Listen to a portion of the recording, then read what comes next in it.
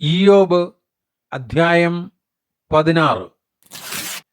അതിന് ഇയ്യോബ് ഉത്തരം പറഞ്ഞത് എന്തെന്നാൽ, ഞാൻ ഈ വക പലതും കേട്ടിട്ടുണ്ട്.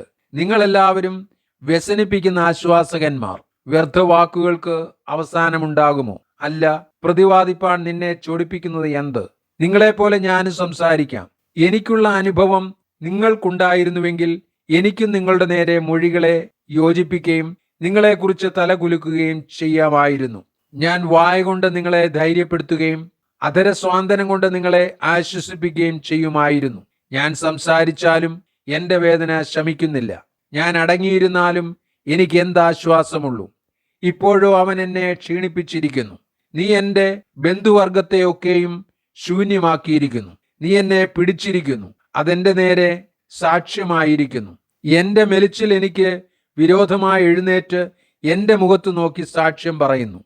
അവൻ കോപത്തിൽ എന്നെ കീറി ഉപദ്രവിക്കുന്നു. അവൻ എന്റെ നേരെ പല്ലുകടിക്കുന്നു. ശത്രു എന്റെ നേരെ കണ്ണ് കോർപ്പിക്കുന്നു. അവർ എന്റെ നേരെ വായ് പിളർക്കുന്നു. നിന്നയോടെ അവർ എന്റെ ചെകിട്ടത്തടിക്കുന്നു. അവർ എനിക്ക് വിരോധമായി കൂട്ടം കൂടുന്നു. ദൈവം എന്നെ അഭക്തന്റെ പക്കൽ ഏൽപ്പിക്കുന്നു. ദുഷ്ടന്മാരുടെ കയ്യിൽ എന്നെ അകപ്പെടുത്തുന്നു. ഞാൻ സ്വൈര്യമായി വസിച്ചിരുന്നു. അവനോ എന്നെ ചതച്ചു കളഞ്ഞു. അവൻ എന്നെ പിടരിക്കു പിടിച്ച് തകർത്തു കളഞ്ഞു. എന്നെ തനിക്ക് ലാക്കാക്കി നിർത്തിയിരിക്കുന്നു. അവന്റെ അസ്ത്രങ്ങൾ എന്റെ ചുറ്റും വീഴുന്നു. അവൻ ആദരിക്കാതെ എന്റെ അന്തർഭാഗങ്ങളെ പിളർക്കുന്നു. എന്റെ പിത്തത്തെ നിലത്തൊഴിച്ചു കളയുന്നു. അവൻ എന്നെ ഇടിച്ചിടിച്ച് തകർക്കുന്നു. മല്ലനെ പോലെ എന്റെ നേരെ പായുന്നു. ഞാൻ രട്ട് എന്റെ ത്വക്കിന്മേൽ കൂട്ടിത്തുന്നി എന്റെ കൊമ്പിനെ പൊടിയിലിട്ടിരിക്കുന്നു.